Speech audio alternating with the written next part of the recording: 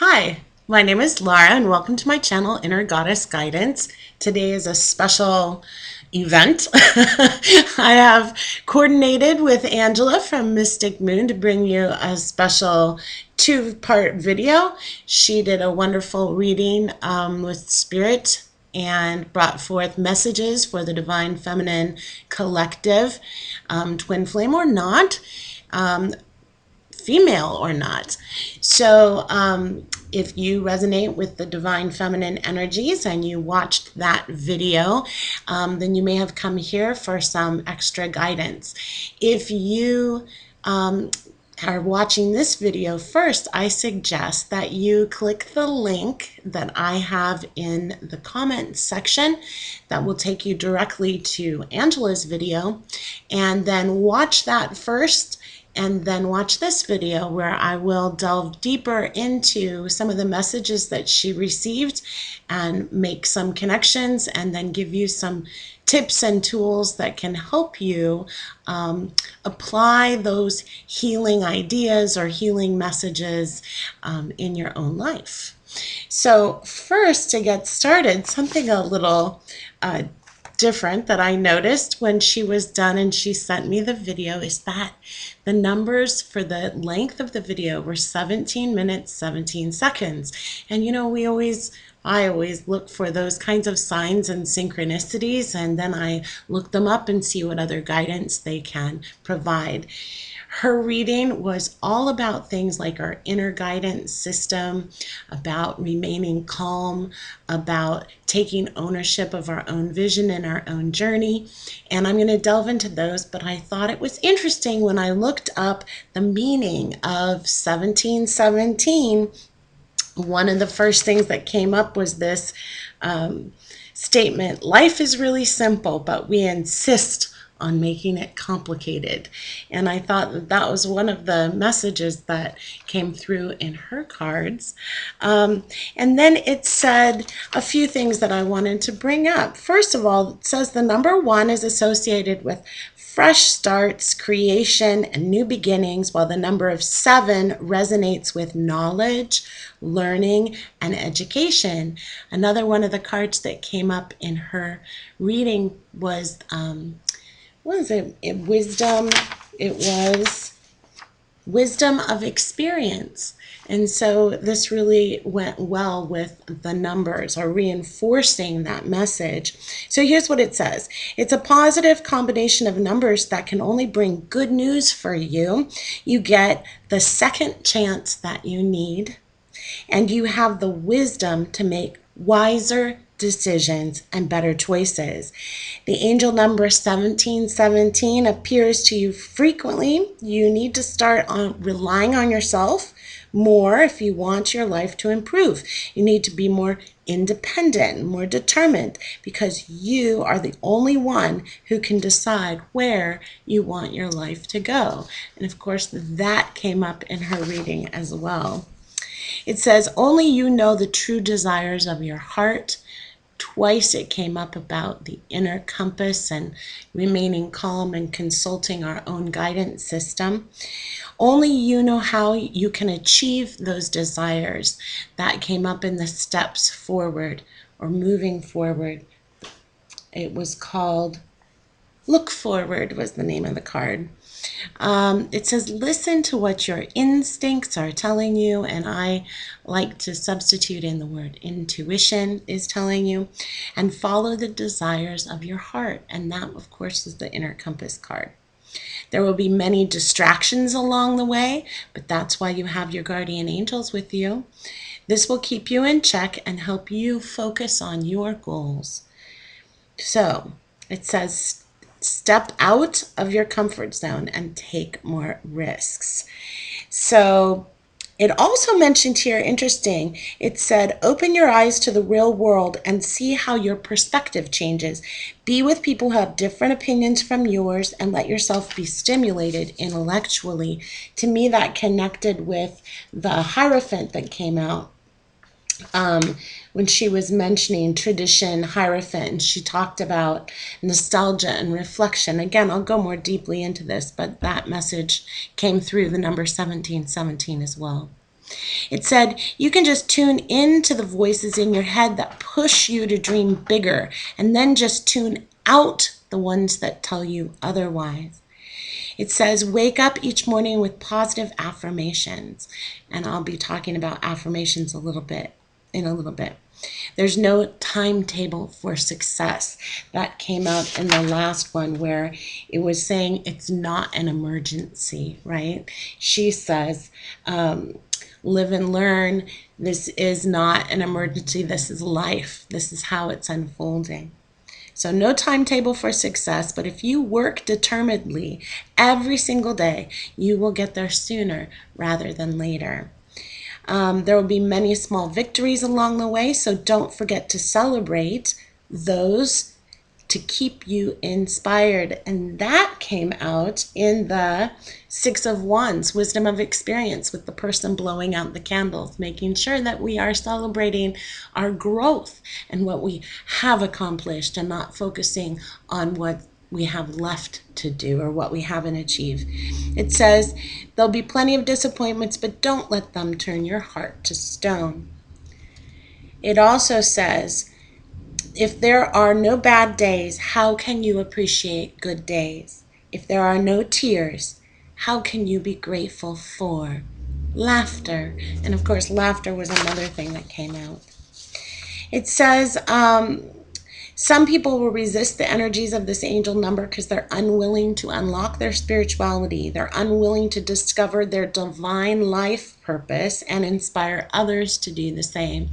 And I know that all of you who are here are people who are connected in with spirit. That's why you watch tarot readings, and that's many people are on the twin flame journey, and certainly that is a part of the entire journey, is spiritual connection and having a divine life purpose. It said, it can inspire you, this number can inspire you to make a new beginning and pursue the life that you are destined to have. And that's really the focus of what I am going to be talking about through the messages. It says, the next time you see the angel number 1717, still your mind and focus on the good things in your life. Concentrate on all the things that you want to have in the future. It says the angel number 1717 is reassuring you that success is in your destiny. So just relax and enjoy the journey. I love that. First of all, for the focusing and the going in and the inner guidance system, but also that we need to relax and find enjoyment on the journey as well. So the idea of laughter and things not being an emergency, not taking it so seriously. And then it says, your guardian angels are encouraging you to work hard and live well. So those were just some of the things that came out when I looked up the number 1717, and you can look that up as well if you're interested. I also took the liberty of looking up some information about the moon. So I have that on my phone here. 1 second. Where is it? Okay. So the full moon also coordinates with the message that came out through the reading that Angela did. And I thought it was interesting. It said that Barbara Goldsmith, who has a wonderful YouTube channel as well, she is quoted as saying that this is a good time to manifest your dreams and to seek out relaxation in aquatic surroundings, so near water. It says the full moon brings exciting opportunities for personal and professional success that improves your sense of security and stability. It says that use your increased emotional strength and intuition to overcome any relationship challenges.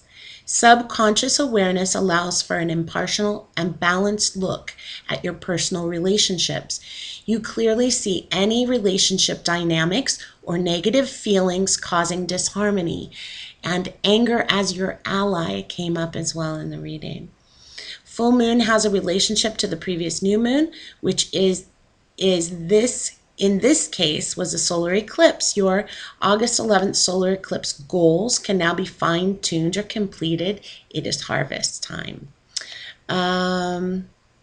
It says full moon August 2018 may increase tension between you and family members with extra emotional burdens being placed on you. The key is to balance your emotions and conscious intention.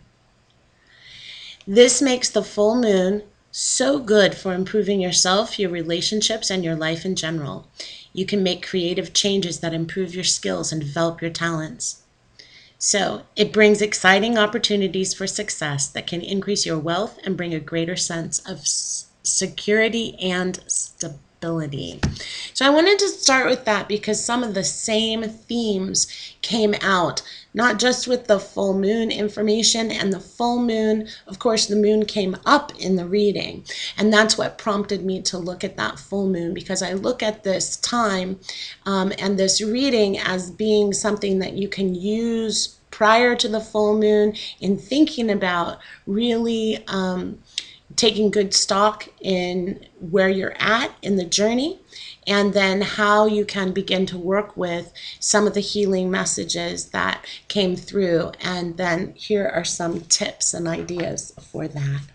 So what I'm going to do is I'm going to walk through the reading, the cards that were pulled, and I'm going to give you suggestions as well as refer you to some other resources.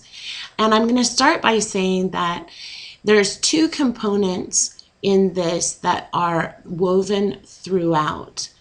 And the two components that are woven throughout are the use of mindfulness exercises like meditation or guided meditation. That can also be considered like prayer. And the other one is the use of journaling, the use of writing. Now, writing, a lot of people think, oh, I have to sit down and have it make sense, and it's got to be something grand, or maybe people are going to come across it or something. It doesn't have to be a big deal. You do not have to be somebody that keeps a journal in order to, really get use out of doing a writing exercise. Why writing? Writing keeps us focused in a different way than when we're just thinking in our head. We can also come back and look at it, organize our thoughts a little better. We can see things that we didn't even see in the moment. We can also connect to spirit and channel through our intuition, through things as we're writing, especially if we know how to sort of let it flow, that information will come out. It was a clear message in the reading that the answers are within you. And that's a big premise on my channel. These tips and tools are things you can use to get in touch with that inner guidance system. That's why I named it Inner Goddess Guidance, because I believe we all have that guidance system inside of us. In fact, my coaching business is called North Star Energy Wellness. So, and I did that for NSEW to line up with the compass, because it is the inner compass that is most important. So, journaling and meditation, both excellent ways to get in touch with that. So her first pull was the Nine of Wands, which means pause and observation, inner wakefulness, tune into your truth and inner wisdom to gain clarity, and look forward. Don't focus on the past and failure. Focus on the positive. Focus on the next steps. Visualize them. So this is what I want to suggest. First of all, pause and observe anytime you start to feel your anxiety rise over whatever has happened in the past. Pause and observe what's going on. Just take a minute. Yawning, slow stretch, and relax is an excellent way to just come back into the moment and stop thinking about the past. Our brains get really stuck like almost like a stuck record. It just glitches over the same thought over and over. And if you can't get rid of it, one of the best things to do is yawn, slow stretch, relax, and focus on one word. And I'm going to tell you more about that word and how to get in touch with it. There's a video that I made previously. One of the videos is called Your Values. I think it's called Values, Clarifying Values. And that will help you with the getting in touch with what is your inner compass, what is guiding you. There's also, of course, your higher self. Your higher self, your inner goddess, your most knowledgeable, wise, wonderful, loving, the highest potential of what you are, can be.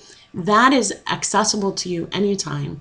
I think we sort of are like clogged pipes, after living life for a while. And what happens is we lose touch with how to connect back to that part of ourselves. And so you can easily do that through just closing your eyes, doing some yawning, slow stretching, deep breathing, coming into the moment, and allowing yourself to calm.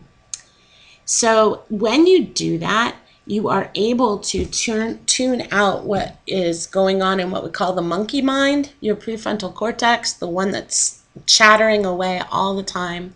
It might be sending you a series of messages from all kinds of voices in our head. The skeptic, the inner child, the shadow aspect, your voice of anger, your voice of victim. We've got these voices going on all the time. And when you can calm and observe, you can then get in touch with quieting those thoughts and really tuning in. I like tune down the volume on those thoughts and turn up the volume on your higher self. That will give you that guidance that you're looking for. The next card was look forward. So the suggestion was don't focus on the past and failure. Focus forward on what you want, which I think is absolutely essential. And I'd suggest that you look at the visualize, excuse me, I don't know why I suddenly got all funny there with my voice. I suggest that you look at the visualize video that I made. Creating a vision board, really focusing on what you want and spending time really thinking about not a specific person. I know that you've fallen in love, you're heartbroken potentially, or things are not right in that relationship. But instead of focusing on that relationship, start thinking about it like you have been granted the opportunity to remodel your house. And what do you want your house to look like? So I'm going to use the analogy of remodeling a house throughout the rest of the video when I'm suggesting, because if you think about it, let's say that you met somebody who you really enjoyed and you thought, well, I want to remodel my house, but I'm going to wait for that person to help me remodel it. And they went off and they were gone and you just sat around. Your house would never get remodeled. You might think about, oh, someday when somebody comes back to me, then I'll remodel the house. But here's another option.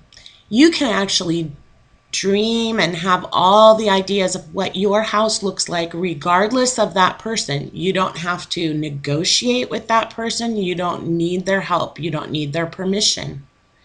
And you can remodel your house on your own. So in that case, a relationship, a loving relationship, is the house, or your whole life is the house. What do you really want it to look like? I'd suggest two parts. One, to really engage your imagination.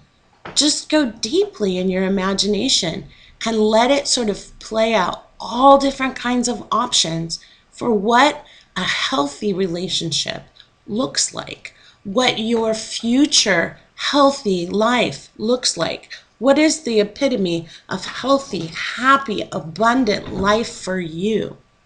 Okay? And let your brain just really indulge in that visualization. Again, not necessarily with that specific person, but the qualities of that relationship that you want. The next thing is that when you come out of that visualization, really take some time to write down in detail, as specifically as you can, exactly what you want. This would be akin to making a project list if you were remodeling your house. Okay, first I'm going to tackle the bathroom. This is what I want it to look like, right? Or I'm going to do this in my bedroom and I'm going to do this outside. You're making really a project list, a plan of the different places that you want to change things, and then what it will look like eventually, even though you're not there yet. You're focusing forward. You're not focusing backwards. Now, why is this important? Because when you do this, especially if you can tune into the feelings that you get inside yourself in your body as if that were true. So if you can imagine yourself in that reality in that future time, you are raising your vibration, you're changing your vibration, and that is how what you want comes to you. We never manifest from a place of lack. We only manifest more lack. If we're in a victim mentality, we manifest more experiences of being a victim. So if you're in an angry and frustrated place, there's going to be more served to you in that way. If you want more about that, look up Abraham Hicks videos. They talk a lot about that, or look up manifestation ideas. There'll be a lot. But the key to manifestation is not just having a vision board, not just doing the visualization, not just writing it down in detail, but actually feeling the shift inside yourself energetically of what it would be like in the future.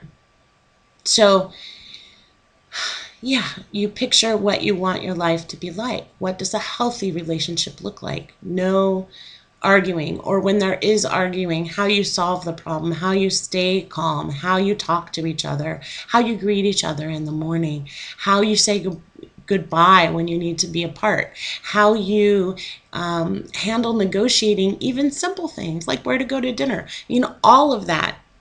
And if you've ever heard of Calling in the One, which was a book, I think, and there's several groups, that uses some of the same exact strategies, being as specific as possible with everything, and as much clarity as you can get. And my only caveat is that I wouldn't put that on that person specifically.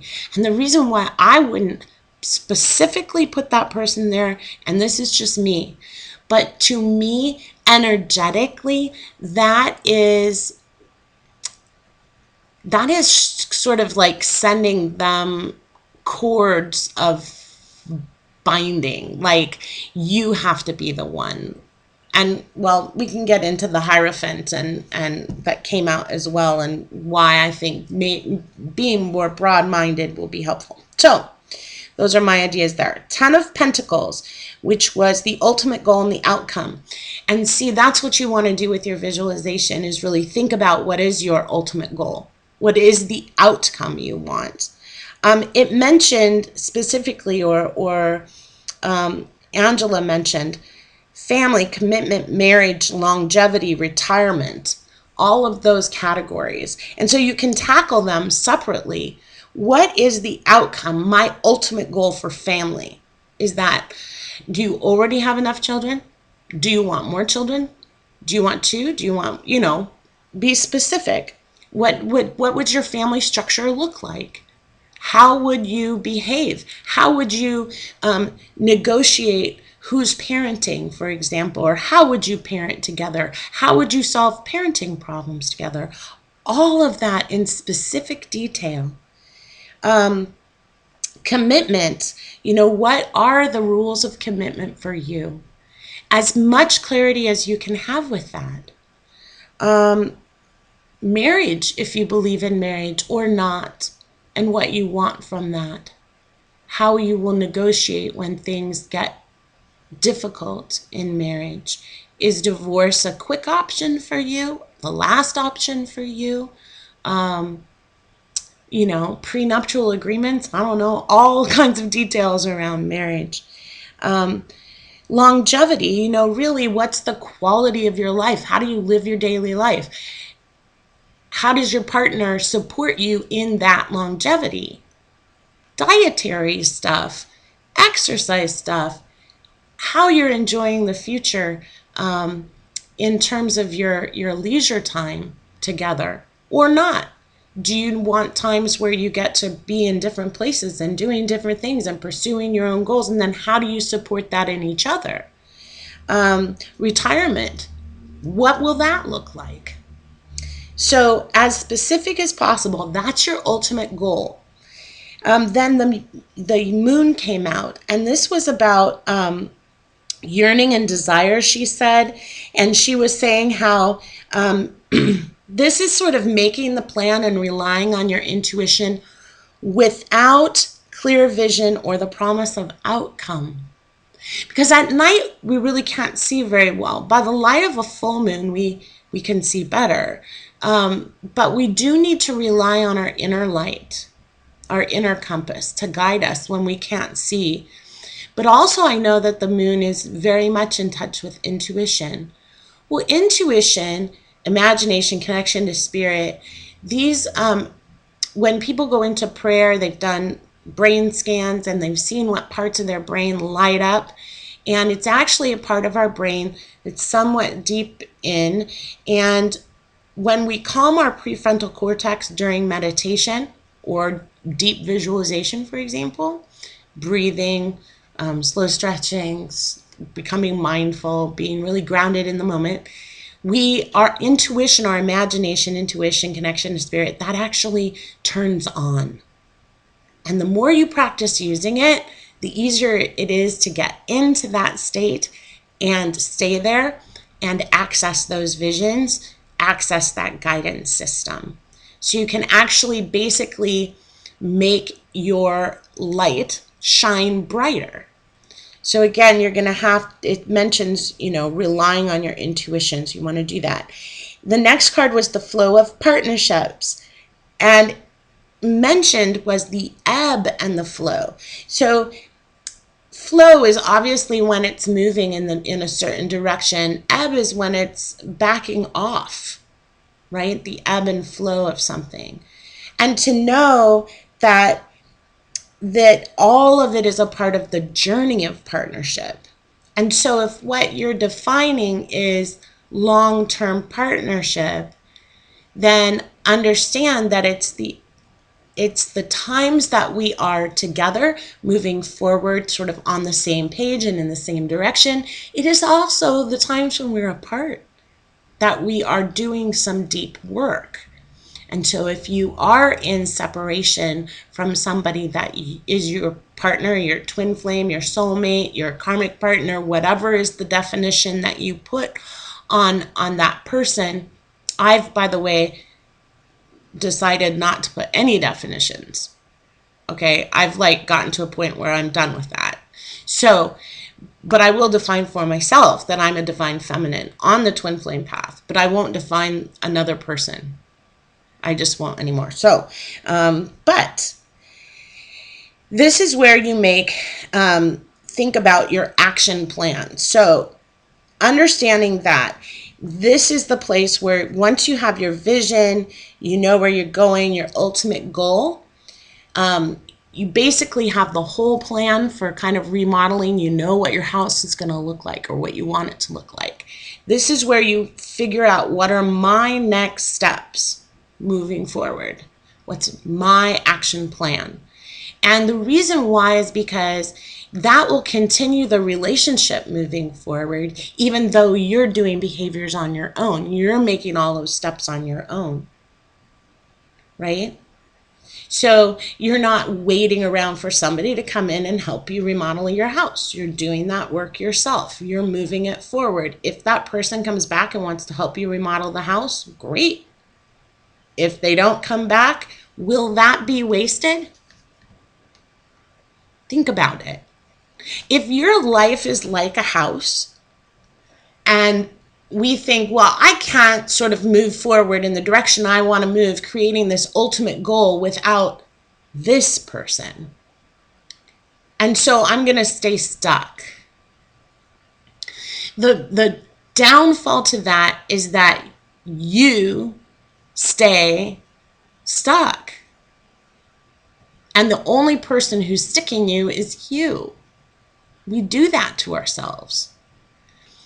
So I've heard people say before, oh, I just wasted the last year of my life. What a waste. I don't believe in waste of time. I don't. I believe that it was all important for the lesson. So that said, if I'm remodeling my house and my twin, that person never shows up in my life, as that effort that I put into my house wasted? Not to me. I'm living in a nice house. That's where I want to live. It was my dream. I built it, right? I created it. I did the work, the real work, to create this magnificent place that I'm going to live. And if somebody shows up, I stand a better chance of that person going, wow, you freaking built this beautiful house. I want to live there with you. And I'd be like, yeah, well, show me your house, right? What kind of house have you built? We're building metaphorical energy houses, right? Because then the idea is you're merging together. And people don't have the same ideas of what they're building. You can't build your house based upon somebody else and what they want. We have to build our houses for ourselves, by ourselves. And there's going to be somebody they're going to have the same idea of what a beautiful house is. And they're going to show up and be like, nice house. I love it. You're going to be like, yeah, I built it. I love it too. So anyway, that's where you start the action plan. Again, you can go inside yourself and ask yourself, just even almost daily, what steps am I taking today toward building my ultimate goal, my ultimate outcome, my beautiful house? And one thing a day doesn't need to be achieved magically. Nothing is achieved like that. But if you raise your vibration, you get clear on your vision, you know your steps forward, you start taking them. According to the law of attraction, things start lining up for you. And people do come to help. And people want to assist you. Okay, the next card was accept love now. Basically was saying start seeing what you have. Start giving and receiving with gratitude. This is another really important component to people who are happy. They've done studies after studies. This is all scientific. 5 gratitudes a day show a huge improvement in people's happiness. So if you do use a journaling outline, like the journaling outline I suggest is to start the day with an affirmation, start the day with an intention or a focus. I use the goddess oracle cards and a healing card to give me some focus. That's my way of connecting with spirit. You can use the videos as you want for that if you choose to do that. And then I come back at the end of the day. I reflect on how well I did with that.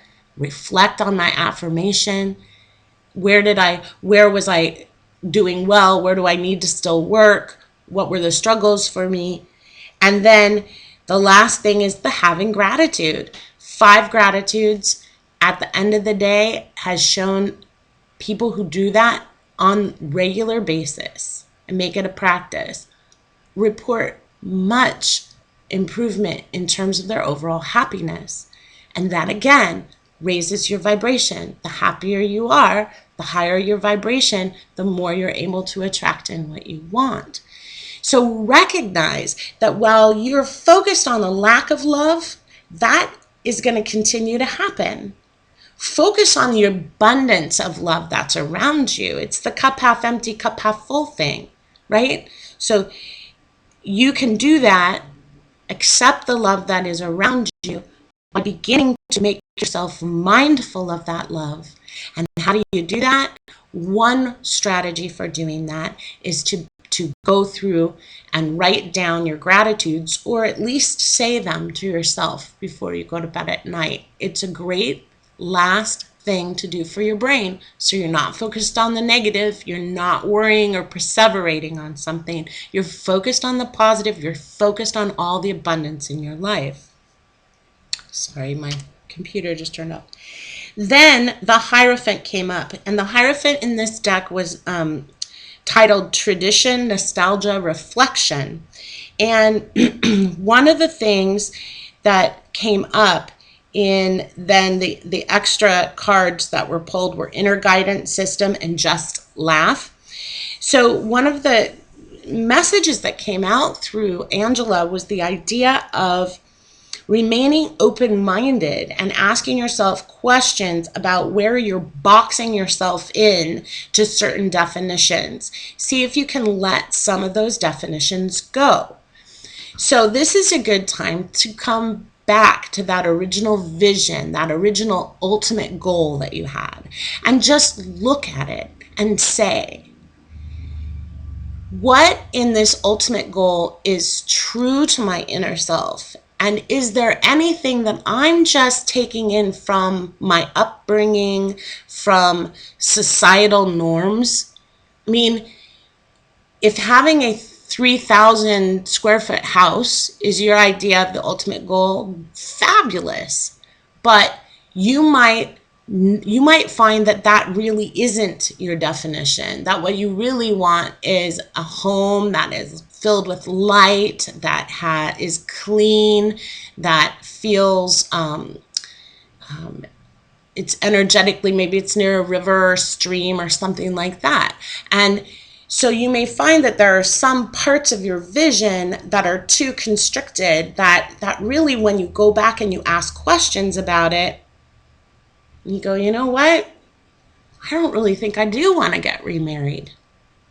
Or I don't think that, I don't think I need a traditional relationship. Lots of people have all kinds of relationships that have all different kinds of definitions that work for them. Maybe the actual person that you currently are focused on as being your soulmate, twin flame, whatever, maybe you can open up your mind to that person being a lifelong friend. That might alleviate a lot of the conflicts that you have in the relationship. So but again, the point is that you're clarifying your own vision, you're looking back on it, and you're using it, the time of your inner guidance system, which was the next card, in a calm place. It's a calm, radiant place within. In a calm, radiant place within. This is the time to bring out your higher self and to have a conversation with your higher self. Let your higher self look at your bigger vision and give you some feedback. You know, is this feasible? Is this what I want? Is this spiritually aligned with me, or is it out of alignment? So I'll give you an example of that. For me personally, I have a real problem with a lot of the capitalistic system. I don't like the way that it takes advantage of people, that it gives messages that I don't agree with about, let's say, people being not okay unless they have a certain product. That's not important to me anymore. And it's not in alignment with what I want to create in my future. I personally have a vision of a nice little garden, as organic as possible. I would like a partner who wants to help me work in it. I would like to make the majority of my meals. I don't need fancy. I don't need to keep up with the Joneses. I don't visualize a bunch of television in my future. That's me. So, big screen TV, not in my future, not a priority for me. Okay? I'd rather have time. So, in my future, I'm not working at a high powered job where I'm trying to impress people. That's not important to me. In my vision of the future, I'm assisting people and aiding people. I have an abundance of free time to spend with the people I love, doing things that I love, serving the communities that I'm a part of. So that is what's important to me. You would need to clarify it for yourself. And then the other one that came up here in this was just laugh, lighten up. So here's a tip for that. I actually suffer from depression. And my depression was treated with drugs for a lot of years. And I'm sharing that with you because I do have a penchant and it runs in my family and it's chemical and blah, blah, blah, you know. I have a penchant for dips in my energy and times where I get depressed and have some pretty dark thoughts. But I've discovered that if I can find the right comedians' videos, one very quick way to raise my vibration is to laugh. So, why laughter? Well, when we're laughing, we are completely in the moment. You are no longer in the past. You are not in the future. You are completely in your body, absorbed in that laughter. There's nothing else going on. It's one of the most beautiful experiences. And I actually say laughter is my drug of choice.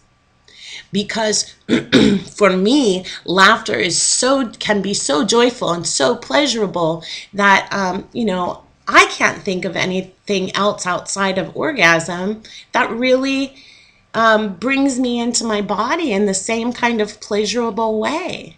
It's completely pleasurable. So laughter is a way to increase your vibration very quickly. And my suggestion is, and I'd even like to ask you guys to find things that are funny, like really funny videos that make you laugh, and go ahead and post them in the comments section. If something's inappropriate, I'll just get rid of it, but I can't imagine. I want to laugh, so make a list of things that make you laugh. I know one of the ones that I really thought was funny, first time I watched it, well, I love the I Mom So Hard videos. A lot of those make me laugh. And then another one that made me laugh was this video by Angela Johnson about the nail salon. That one made me laugh.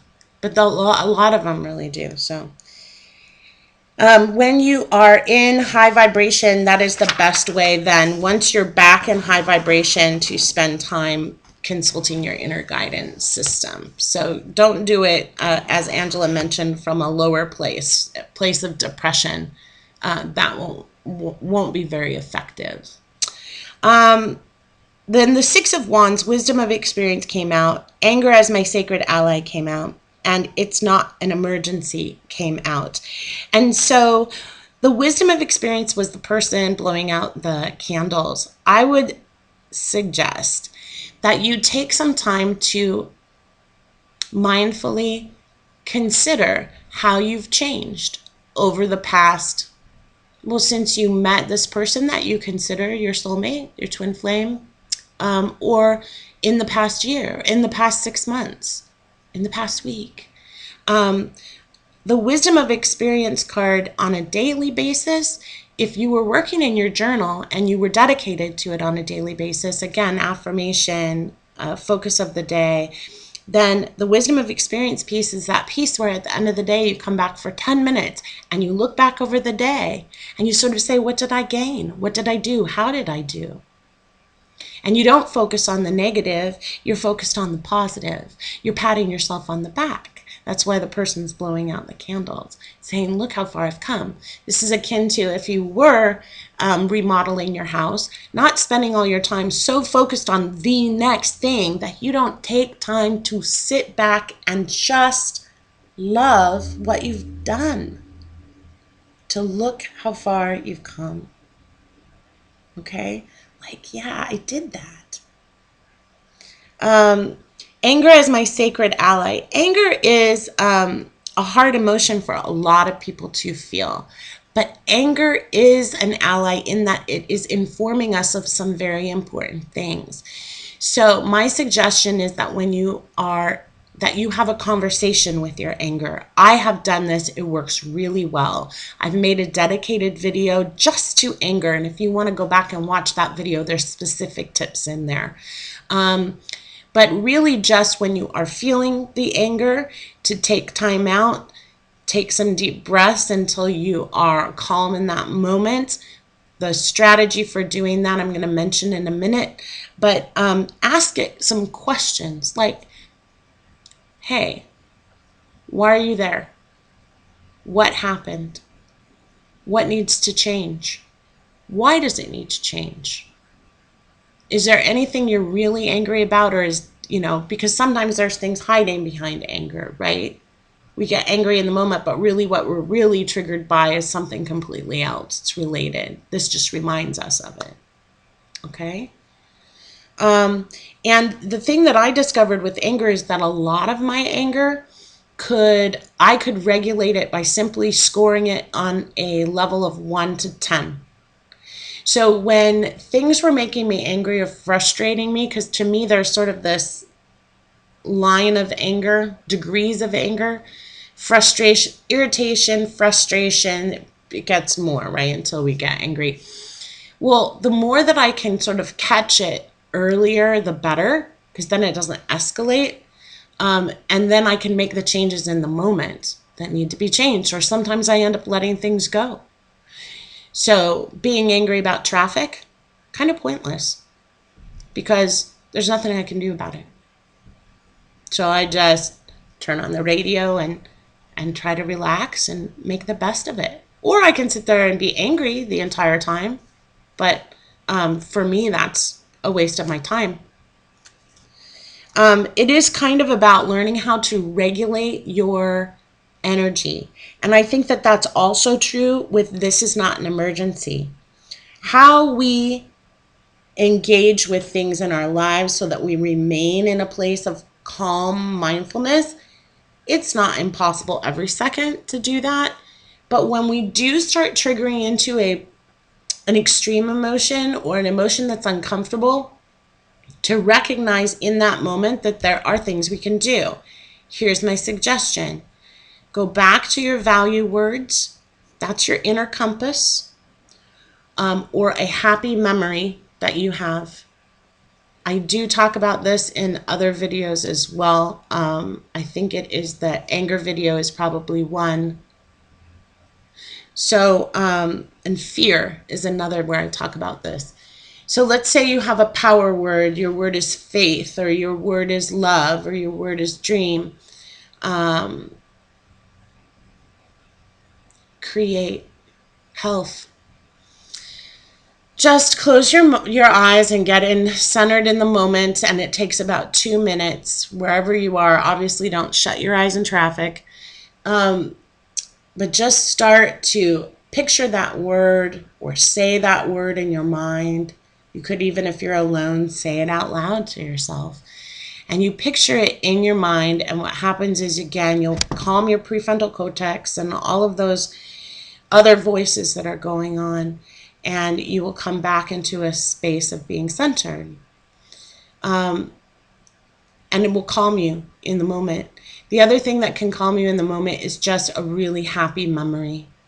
And so for me, my happy memory was this, believe it or not, this time I was in my grandparents' camper, and got to sleep in this really cool spot that I thought at the age of 6 was just absolutely fabulous just to be there. And I can bring that memory back, and I can be back in in I can bring it up so much that I'm in the moment of that happy memory, and then I'm feeling that happiness again in my body. My body just floods with it. So that is it. Your anger should inform you. What does it inform you about? What it needs to change? That things aren't an emergency when you sense yourself going into that place, to bring yourself back into the moment. Understand that you're learning how to regulate or manage your own energy, that you can calm yourself, and that the skills are slow breathing, slow stretching, yawning, focusing on a happy memory, focusing on a word. So last night, I woke up in the middle of the night, as I often do, and Jason Stephenson, who I adore, was doing a live video reading that he had recorded, and then I caught it later. And if you've never heard his stuff, I recommend that you make it a regular part of your journey, your health journey. And his practice last night was all about trying to stay focused on one word. So it's really a scientifically proven strategy to relax yourself and to come back into the moment and to calm yourself when you are feeling anxious. Okay? So I know those are a lot of tips, and I went really long, much longer than the original video. I hope that you gained some things, mindfulness practices, meditation, journaling, and asking questions. Really getting in touch with what is it you want to create and what are the steps you can begin to take toward it. I will suggest videos in the description box for you, and you can always refer back to those videos. And I just really want to say thank you to Angela, because I had a lot of fun doing this. There were a lot of messages to tackle. Maybe next time we need to do just a few. But what I loved was that, and I'm sure you guys could see how well connected they all were. Spirit gave us many different pieces of the same puzzle, right? Many different parts of that same thing. And then it coordinated so well with the 1717 as well as the full moon. So focus, good luck. Go with the inner guidance system always. I appreciate you being here. I appreciate you doing the work. I wish you all the best. Bye-bye.